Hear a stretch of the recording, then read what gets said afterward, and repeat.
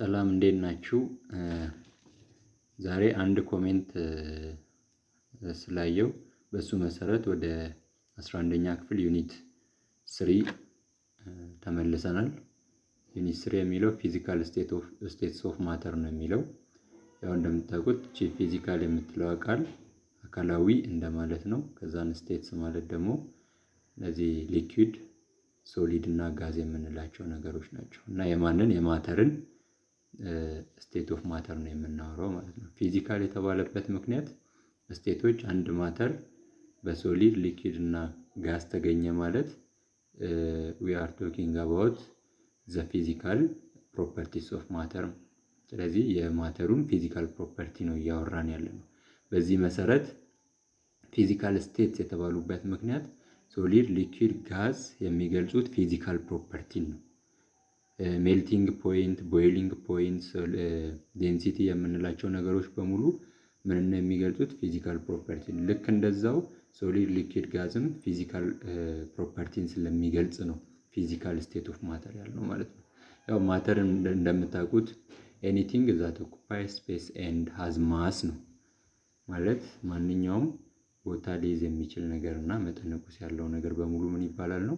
ማተር ይባላል ነው ማለት ነው። ይሄን ነገር ታውቁታላችሁ። እነዚህ የዩኒት አውትካምስ ናቸው፣ ኦብጀክቲቮች ናቸው። እነዚህን ኦብጀክቲቮች አቺቭ ማድረግ አለብን አት ዘ ኤንድ ኦፍ ዚስ ዩኒት ማለት ነው። ኦኬ ወደ ስታርታፕ አክቲቪቲ ስንመጣ ፍሮም ግሩፕስ ኤንድ ዲስከስ ዘ ፎሎዊንግ ኩዌስችን ሼር ዩር አይዲያስ ዊዝ ዘ ሬስት ኦፍ ዘ ክላስ።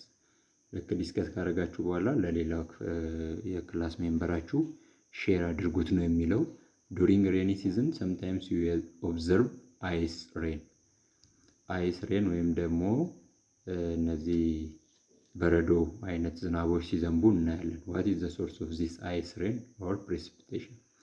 ይሄ ሶርሱ ምንድነው ሲባል ብዙ ጊዜ ከፍተኛ የሆነ ኮንደንሴሽን በሚካሄድበት ጊዜ፣ ኮንደንሴሽን ማለት ያው ሶሊድ የሆኑ ነገሮች ጋስ የሆኑ ፓርቲክሎች ወደ ምን ሲቀየሩ ነው? ወደ እየቀዘቀዙ ይመጡና ወደ ሊኪድ ይቀየራሉ።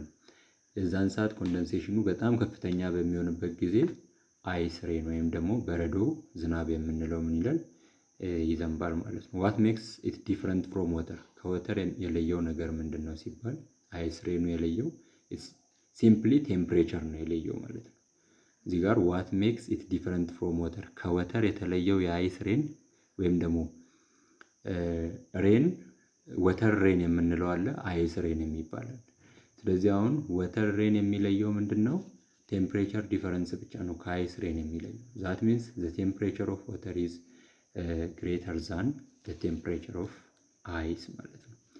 ኢፍ ዩ ፑት ሰም ወተር ኢን አን ኢቫፖሬቲንግ ዲሽ ኤንድ ጀንትሊ ሂት ፎር ሰም ታይም ዋት ካይንድ ኦፍ ቼንጅ ዱ ዩ ኦብዘርቭ? አሁን ኢቫፖሬቲንግ ዲሽ የምትባላለች ይቺ ላቦራቶሪ ውስጥ የምናገኛት ዲሽ ናት። እቺ ዲሽ ላይ ወተር አስቀምጠን ከፍተኛ የሆነ ሙቀት ብንሰጠው ለተወሰነ ሰዓት ምን ይፈጠራል? ወደ ምን ይቀየራል? ያ ማለት what kind of change do you observe ነው። ምን አይነት ለውጥ ታያላችሁ ነው የሚለው። ስለዚህ ከሊኩዊድ ወይም ደግሞ ከወተር ወደ ምን ይቀየራል? ወደ ጋዝ ወይም ደግሞ ወደ ስቲም ይቀየራል ማለት ነው። ስለዚህ ባጭሩ ይሄ ዩኒት ፎከስ የሚያደርገው ሶስቱ ስቴቶች ላይ ነው ማለት ነው። ሶስቱ ስቴቶች ላይ ፎከስ ያደርጋል። ሶሊድ፣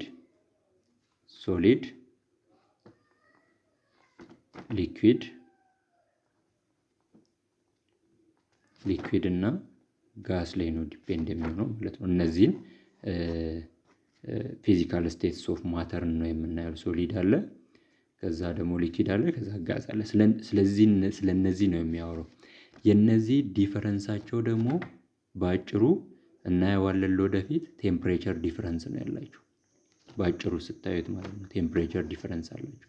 ቴምፕሬቸር ዲፈረንሳቸውን ደግሞ በኢንክሪዚንግ ኦርደር ስናስቀምጥ ጋዝ ሃዝ ግሬተር ቴምፕሬቸር ኦር ሂት ዛን ሊኩዊድ። ሊኩዊድ ደግሞ ምን አለው? ከፍተኛ ይሆናል። ከማን የበለጠ? ከሶሊድ የበለጠ። ስለዚህ ፓርቲክሎቹ ተራርቀው የተገኙበት ምክንያት የዚህ የጋዙ ቴምፕሬቸር ምን ስለሆነ ነው? ከፍተኛ ስለሆነ ነው።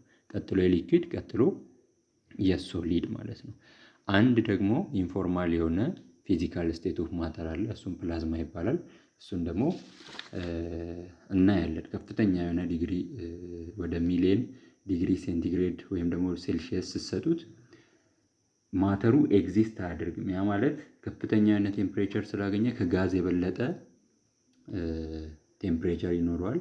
ዛት ማተር ዳዝ ኖት ኤግዚስት ማለት ነው። የዛን ሰዓት ያን ስቴት ምን እንላለን? ፕላዝማ እንላለን ማለት ነው።